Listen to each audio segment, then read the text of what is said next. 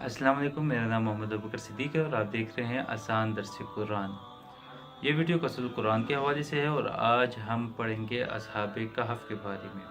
असहाब कहफ कौन थे, इनका ज़माना कौन सा था, मौजूदा जोग्राफी लिहाज से इनके इलाका कौन सा था, इनकी तादाद कितनी थी, इनके नाम क्या थे और इनके ऊपर क्या कुछ भी था। ये सब कुछ जानने के लिए आप ये वीडियो आखिर तक देखें। तो शुरू करते हैं। असहाब कहफ का ज़माना 250 ईस्वी है और मौजूदा जोग्राफियाई लिहाज से तुर्की के शहर अरबीज से 20 से 25 मील जुनूब की तरफ का इलाका जो है वो इनका इलाका था। असहाब कहफ की तादाद 7 थी, जिनके नाम आप स्क्रीन पे देख सकते हैं। मकसलमीना, तमलीखा, मरतूनस, सनूनस, सरीनूनस, दूनवास और काअत्यूनस। ये सब के सब शाही खानदान से ताल्लुक़ रखते थे और इनमें से हर एक अपनी कौम का सरदार था। उस वक्त इन लोगों के इलाके में जिस बादशाह की हुकूमत थी उसका नाम था तकियानूस। वो एक जालिम बादशाह था और लोगों को बुत परस्ती की तरफ आमादा करता था। और इसी तरह जो कोई भी इसकी बात नहीं मानता तो वो बादशाह उस बंदे को तरह तरह की सजाएं देता था।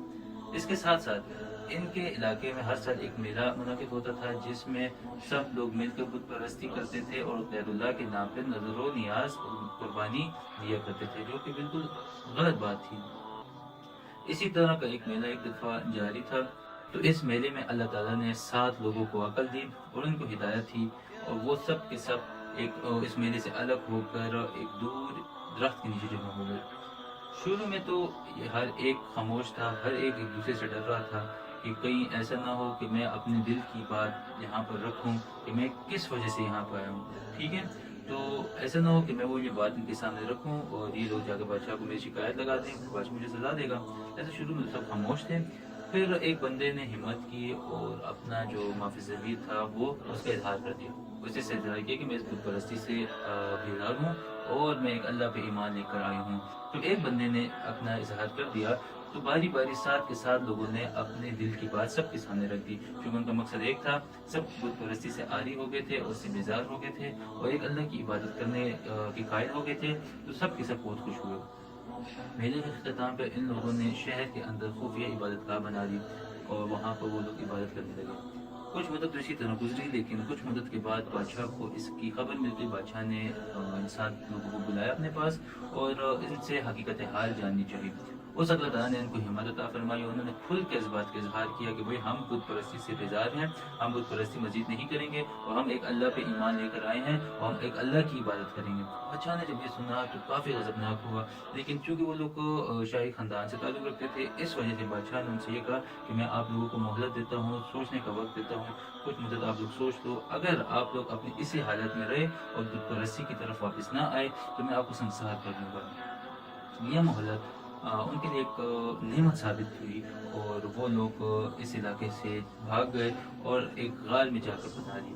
ठीक है, जहाँ पर उनको नींद आ गई और 300 साल तक वो लोग सोते रहे। कुरान मजीद ने इस गार का नक्शा कुछ यूँ बयान किया है कि इस गार के अंदर धूप नहीं आती थी। मतलब यह है कि इस गार का जो दहाना था वो या तो शुमाल की जानिब था या जुनूब की जानिब था।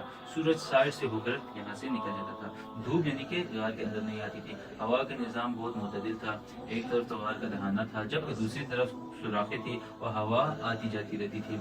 तीसरा ये कि उनकी चौकीदारी के लिए वहाँ पर एक कुत्ता गार के दहाने में बैठा हुआ था। और कोई भी बंदा अगर उनको झांक लेता तो वो मरऊब हो जाता, यानी कोई बंदा उनको नहीं झांक सकता था।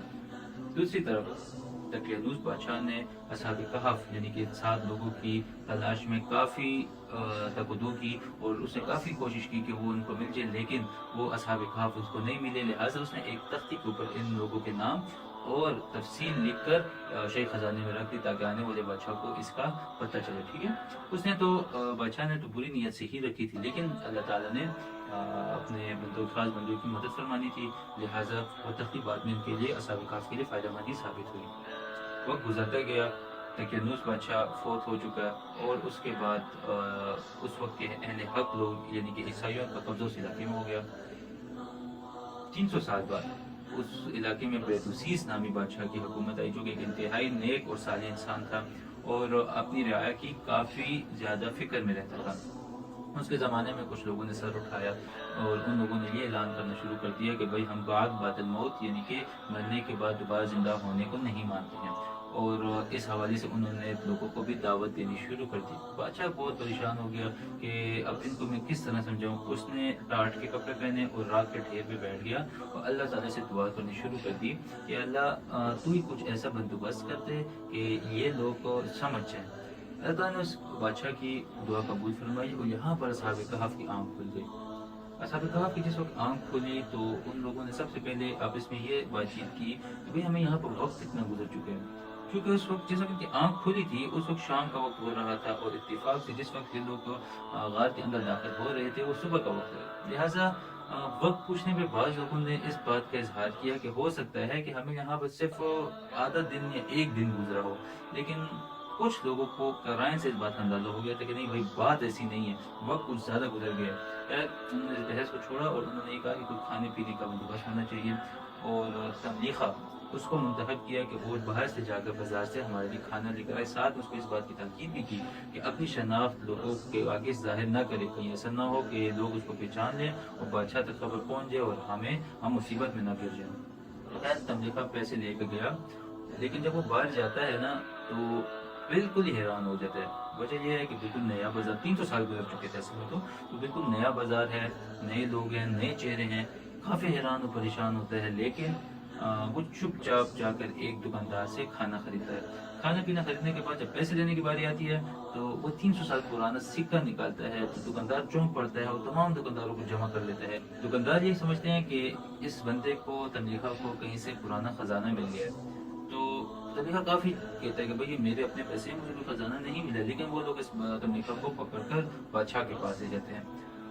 بیتوسیس بادشاہ اس نے وہ تختی جو کہ دقیانوس بادشاہ نے اصحاب کہف کے خلاف لکھی تھی وہ شاہی خزانے میں پڑی ہوئی دیکھی ہوتی ہے، اور چونکہ یہ بھی اہل حق ہوتے ہیں، یہ بھی اللہ تعالیٰ کی بیتوسیس بادشاہ اور اسی قوم یہ بھی جو ہے اللہ تعالیٰ کی بات کرتے ہیں، لہٰذا بیتوسیس بادشاہ کی یہ خواہش تھی کہ یہ جو لوگ غائب ہوئے ہیں میں ان سے ملاقات کروں، کیونکہ یہ بھی اللہ تعالیٰ کی عبادت کرتے تھے۔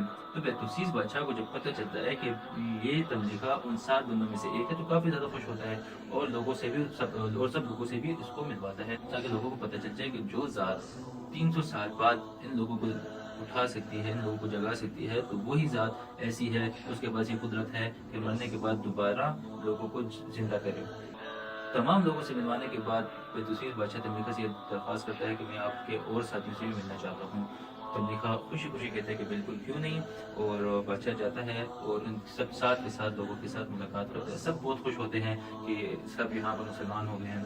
ملاقات کرنے کے بعد اصحاب کہف واپس اپنے غار میں جاتے ہیں اور اسی وقت اللہ تعالیٰ ان کو موت دے دیتے ہیں۔ ان کی موت کے بعد وہاں اس علاقے کے لوگ اس غار کے قریب ایک مسجد کی بھی تعمیر کرتے ہیں جس کا ذکر قرآن مجید میں ہے۔ آخر میں آپ کو یہ بتا دوں کہ مفسرین حضرات نے اصحاب کہف کے جو 7 نام ہیں جو میں نے بالکل شروع میں آپ لوگوں کو بتائے تھے، اسی کچھ برکات بھی لکھی ہیں۔ اگر ایک بچہ زیادہ روتا ہے تو اصحاب کہف کے 7 نام لکھ کر اس کے بازو میں باندھ ہے تو بچہ زیادہ نہیں روئے گا۔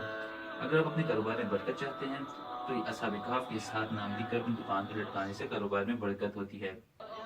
اگر ایک جگہ پر آگ لگی ہوئی ہے تو اصحاب کہف کے 7 نام لکھ کر اس آگ میں ڈالنے سے وہ آگ جلتی قابو میں آ جاتی ہے۔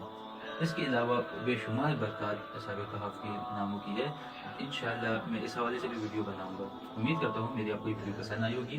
اس ویڈیو کو لائک بھی کریں، شیئر بھی کریں، اور اگر آپ کو کوئی مسئلہ ہو تو نیچے کمنٹ بھی کریں، میں انشاءاللہ آپ کو جواب دینے کی کوشش کروں گا۔ اور میرے اس چینل کو سبسکرائب بھی کریں اور اپنے دوستوں کے ساتھ بھی شیئر کریں۔ اپنا خیال رکھیے گا۔ السلام علیکم ورحمۃ اللہ وبرکاتہ۔ اللہ اللہ اللہ اللہ